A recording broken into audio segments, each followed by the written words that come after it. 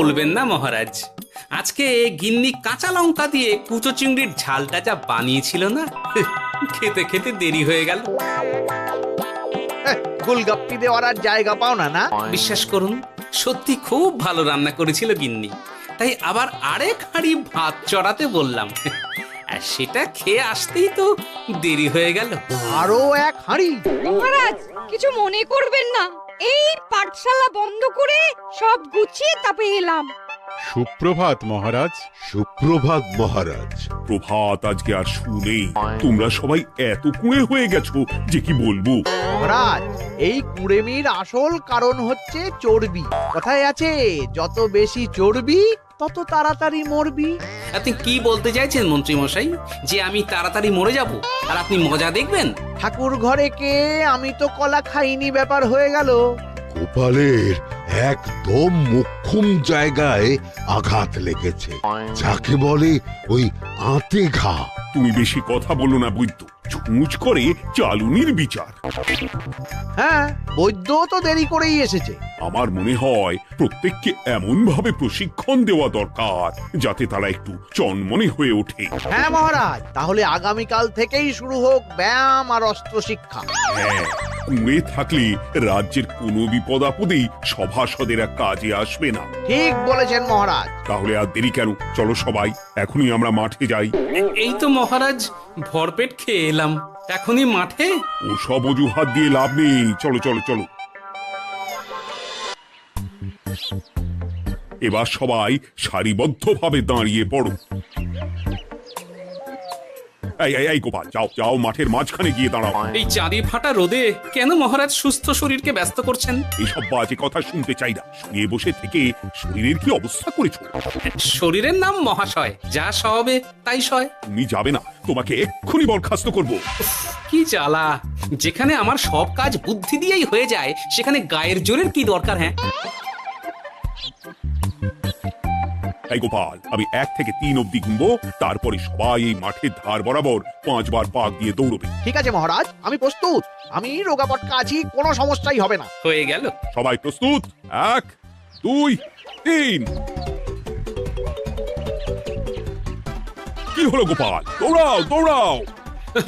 মহারাজ, এর থেকে বেশি জোরে পারবো না। আই, কে আছো? একটা কঞ্চি দাও। এই সেরেছে। বেশ হয়েছে, বেশ হয়েছে। ব্যানার এবার চর্বি কমবে। কি হলো গোপাল, হ্যাঁ হয়ে গেল?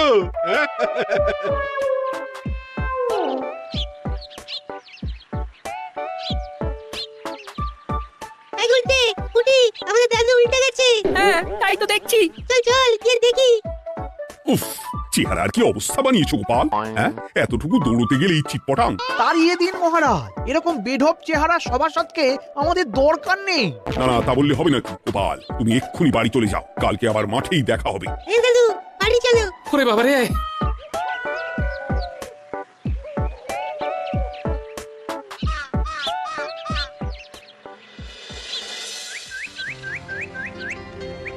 আরে ধুর ছাতার মাথা, তখন থেকে জল খেয়েই চলেছ। কি হয়েছে সেটা বলবে তো? শরীর চর্চা হয়েছে, শক্তি খরচা হয়েছে, আর পারছি না। উফ, বাপরে বাপ, কি পায়ে ব্যথা। এই জন্যেই আমি বলি বাবু, একটু বপুটাও নড়াও, কিন্তু কার কথা কে শোনে? ওরে বাবা, অকারণে সুস্থ শরীর ব্যস্ত করবো কেন বলো তো? বেশি নড়াচড়া করলেই আয়ু কমে যায়। তোর এই বাজে কথা কোন শাস্ত্রে লেখা আছে শুনি? শাস্ত্রে কেন যাব, বাস্তবে জলজ্যান্ত উদাহরণ আছে। আমি মানতে পারছি না। হুম, মানতে পারছি না বললে তো হবে না, তোমাকে মানতেই হবে। বেশ, প্রমাণ করো। আমি যদি তোমাকে প্রমাণ করে দিতে পারি, তাহলে আজ থেকে বাড়ির বাজার দোকান করার দায়িত্বটাও তোমাকেই নিতে হবে। দিদা তুমি তো ফেঁসে যাবে, দাদুর সঙ্গে বাজি লড়বে না। এই বাদ দে তো, তোর দাদু আগে প্রমাণ করুক যে বেশি নড়াচড়া করলে বয়স কমে। হ্যাঁ তাহলে বাজি? হ্যাঁ বাজি। আচ্ছা ঠিক আছে, বেশ। তুমি তুমি কি একটা পশুর নাম বলো তো, যারা খুব তাড়াতাড়ি দৌড়য়? ঘোড়া, হরিণ, চিতাবাঘ আরো আছে। আচ্ছা, এবার সবচেয়ে আস্তে আস্তে কোন পশু চলে এরকম একটা পশুর উদাহরণ দাও। কেন কচ্ছপ? এই তো পেয়ে গেছে উত্তর। এবার তুমি বলো তো, কচ্ছপ কত বছর বাঁচে, আর ঘোড়া, হরিণ, চিতাবাঘ এরা কত বছর বাঁচে? চিতাবাঘ, ঘোড়া কেউই 30 বছরের বেশি বাঁচে না, কিন্তু কচ্ছপ 300 বছরও বেঁচে থাকে। হেরেছে হেরেছে আমার বউ হেরেছে। উফ, জীবনের কত বড় চাপ নেমে গেল। হ্যাঁ, এই তুমি আমাকে এভাবে হারালে, হ্যাঁ? তখনই বললাম দাদুর সঙ্গে বাজি লড়তে যেও না। নাও এবার খেলা সামলাও।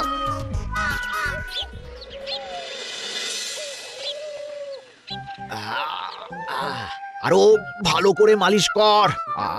আজকে ছোটাছুটি করে পা দুটো বেশ ব্যথা ব্যথা করছে। কালকে তো আবার অন্য পরীক্ষা। আরে আমার হালকা চেহারা আছে, সব সামলে নেব। কালকে তো অস্ত্র চালনা হবে, কালকে আমি কাঁপিয়ে দেব। কাঁপাতে তো হবেই মন্ত্রী মশাই।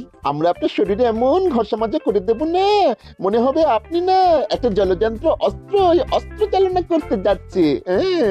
বাস এই তো চাই। ওরে বাবা রে, আস্তে আস্তে। আরে বাবা, আপনার তো ইস্পাতের শরীর, ভাঙবে তবু মচকাবে না। চিন্তা করছেন কেন? ভয় পাবেন না, ভয়কে জয় করতে হবে। আরে আরে আরে, তোরা আমার কথাটার সাথে করছিসটা কি? মানুষটা মরে যাবে তো। চিন্তা করো না গিন্নি। বাবা, ওরা বলেছে আমার ইস্পাতের শরীর, ভাঙবে তবু মচকাবে না। একবার এই বুড়ো বয়সে হাত পা ভাঙলে কি সামলাবে শুনি? মন্ত্রীমশাই, আমাদের বকশিসটা দিয়ে দিন, আমরা কেটে পড়ি। বাবারে বাবা, দিচ্ছি। এনে এত খাটানোর পরে এই এতেই এখন খুশি থাক। হ্যাঁ,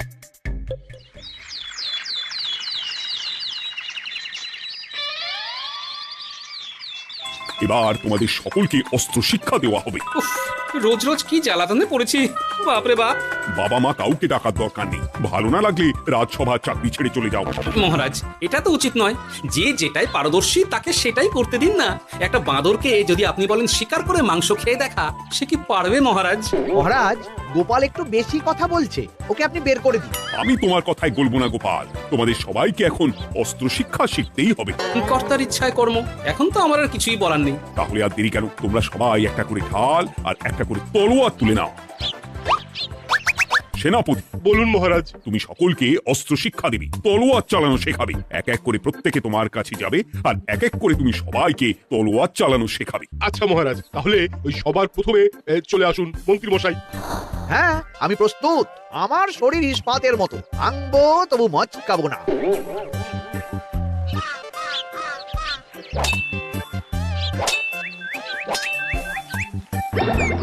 কি কেমন দিলাম? অত সহজ নয় সেনাপতি। আমি মন্ত্রী এমনি এমনি হইনি, আগে অস্ত্র শিক্ষা শিখে তবে মন্ত্রী হয়েছি। এটা কি হলো? হ্যাঁ, আপনি অস্ত্র শিক্ষায় পারদর্শী, কিন্তু আরো বিচক্ষণ হতে হবে। কারণ আজকে এই পাগড়ির জায়গায় আমি যদি তলোয়ার আপনার গলার দিকে চালাতাম, তাহলে কিন্তু আপনার এই ভবলীলা এখানেই সাঙ্গ হয়ে যেত। ঠিক আছে ঠিক আছে, মনে রাখবো। এবার বাকিদের তো ডাকো। হ্যাঁ, এরপরে তলোয়ার চালানো শিখতে আসবে গোপাল। বাবা বাবা বাবা, গোপাল তুমি আবার দল বল নিয়ে এসেছো। দেখি তোমার কত দম। গোপাল, তুমি প্রস্তুত হও। হ্যাঁ, আমি প্রস্তুত। ওরে বাবারে, এ তো ভয়ানক চাপের কাজ, আমাকে বেশ বেগ পেতে হচ্ছে। সামলাও গোপাল। না, আমাকে অন্য রাস্তা দেখতে হবে। সেনাপতি, মহারাজের দিব্যি, তুমি আমার দিকে তলোয়ার ঢাল বাড়াবে না।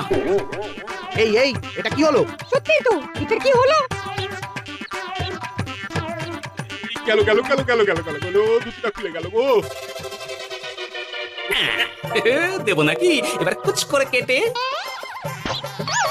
জিতে গেছি জিতে গেছি। এটা কি হলো? শত্রুপক্ষ কখনো কারো দিব্যি শুনবে না। আর সেনাপতি, তুমি কি ওখানে দাঁড়িয়ে দাঁড়িয়ে মজা দেখছো? আমি কি করব মহারাজ, গোপাল যে আপনার দিব্যি দিয়ে দিল। গোপাল বেটা খুব চালাক। তাহলে এখন উপায়? ওসব গোপাল তোমাকে বোকা বানাবার জন্য করেছে। তুমি ধুতি ঠিক করে আবার লড়াই চালিয়ে যাও। যথাজ্ঞা মহারাজ।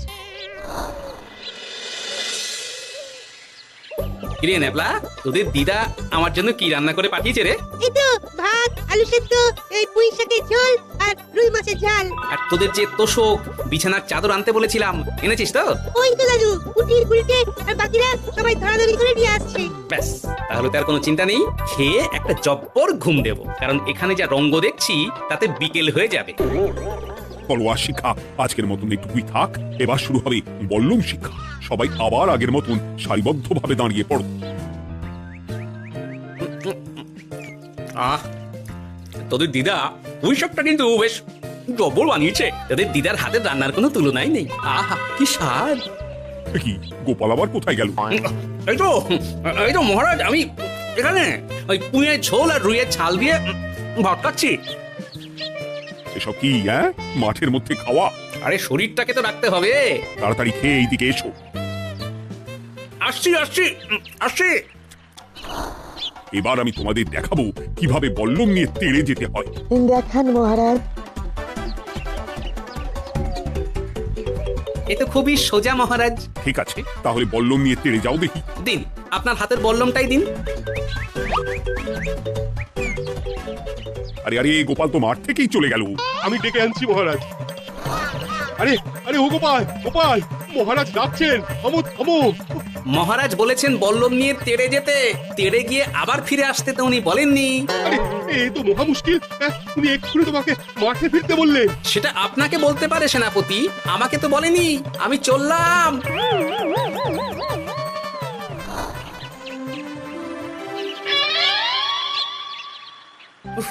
বাবারে বাবা, কি ঝক্কি! অনেক বুদ্ধি করে মাঠ থেকে খাটে চলে এসেছি। আমি আর উঠছি না। এ কি বলি, তোমাদের তো এখন অস্ত্র শিক্ষা নেওয়ার কথা। হ্যাঁ, তোমার বলা নেই, কোয়া নেই, অমনি বাড়ি চলে এলে।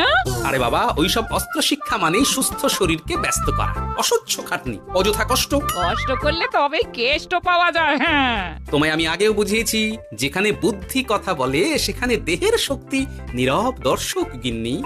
আরে বাবা, সে না হয় বুঝলাম, কিন্তু মহারাজ তো ভালোর জন্য সবাইকে অস্ত্র শিক্ষা দেওয়ার চেষ্টা করছে না?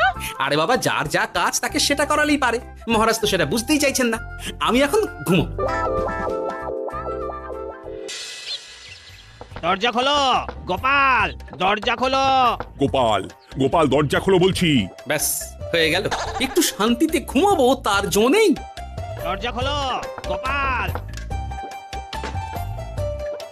বলুন মহারাজ। তুমি কি পেয়েছোটা কি গোপাল? রাজসভায় দেরি করে আসবে, তারপর অস্ত্র শিক্ষার সময় ফাঁকি বাজি দেবে। এভাবে তো আর তোমাকে মনে হচ্ছে রাজসভায় রাখা যাবে না। মহারাজ, গোপাল তো মুখের কথার লোক নয়, ওকে তাড়িয়ে দিই। কেন মহারাজ, আমি কি এমন মহাপাপ করেছি যে আমাকে তাড়িয়ে দেবেন? এই যে আমার কথা শুনছো না, এটাই তোমার অপরাধ। অপরাধ নেবেন না মহারাজ। পণ্ডিতের দায়িত্ব পুজো করা, সভাকবির দায়িত্ব কবিতা বলা, সাহিত্য চর্চা করা, আর আমার দায়িত্ব হাসি মজা করে আপনার মন ভালো রাখা। কিন্তু আপনি আমাকে জোর করে যুদ্ধের ময়দানে ঠেলে দিতে চাইছেন। এটা আমার ইচ্ছে। আমিও তো মহারাজ ইচ্ছে করলেই অনেক কিছু করতে পারি। চোখ বন্ধ করে লক্ষ্য ভেদ করতে পারি, শুধু বুদ্ধি দিয়ে। আরে বাহ, এত বড় কথা! তাহলে মহারাজ, ওকে বলুন পরীক্ষা দিতে। কি পরীক্ষা? আমি একটা ঘরে বর্ম পরে দাঁড়িয়ে থাকবো। তোমার হাতে অস্ত্রও দেব, আমার মাথায় একটা আপেল থাকতে হবে, আর তুমি কিভাবে আমার মাথা থেকে ওই আপেল ফেলতে পারো দেখব। এ তো খুবই সোজা।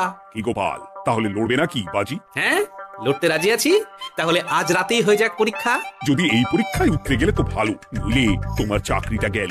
গোপাল, তুমি পারবে তো? সে দেখাই যাবে। আজ রাতে তাহলে রাজবাড়িতে দেখা হচ্ছে।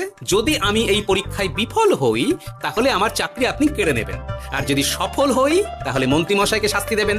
আমি নিজে সারা কৃষ্ণনগরে নাক্ষত দেব। বেশ, দেখা যাক।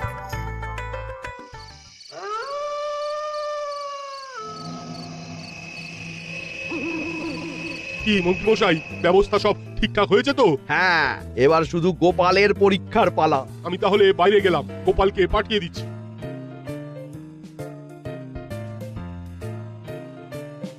এবার যাও গোপাল, ঘরের ভিতরে যাও, দেখি তুমি কি করে মন্ত্রীর মাথা থেকে আপেল ফেলতে পারো। আপনি তো শুধু আমার চোখ ঢেকেছেন, আমার নাক মুখ কানও ঢেকে দিন, যাতে ঘ্রাণেন্দ্রিয় শ্রবণেন্দ্রিয়েরও সাহায্য না নিতে পারি। বেশ, তাহলে তাই হোক। আয়, আছো। গোপালের মুখ, নাক আর কান ঢাকো। যথা আজ্ঞা মহারাজ। একটু মোটা কাপড় দিয়ে নাক মুখ ঢাকো, হ্যাঁ, যাতে সেভাবে আপেলের গন্ধ না পাই। বেশ বেশ।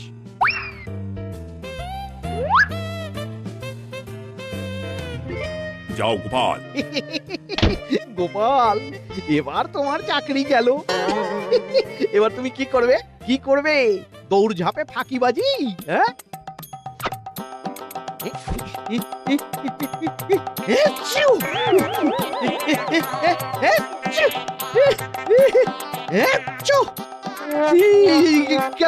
গেল, আপেল পড়ে গেল। আপেল পড়ে গেল মহারাজ, এর মধ্যেই গোপাল আপেল ফেলে দিয়েছে। ঘরের ভেতরে চলো।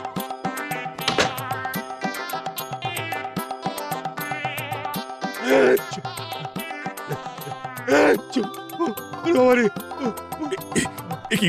ওরে বাবারে বাবা, কি ঝাঁজ! ওরে বাবারে বাবা! কি মহারাজ, দেখলেন তো গোপালের চমক? অস্ত্র ছাড়াই আপেল ফেলে দিলাম। এ কি? এটা তো তুমি নীতি বিরুদ্ধ কাজ করেছো। সারা ঘরে লস্যি ছড়িয়ে দিয়েছো। মহারাজ, হাত থেকে আপেল পড়ে গেছে। এবার সারা কৃষ্ণনগরে নাক্ষত দিতে হবে।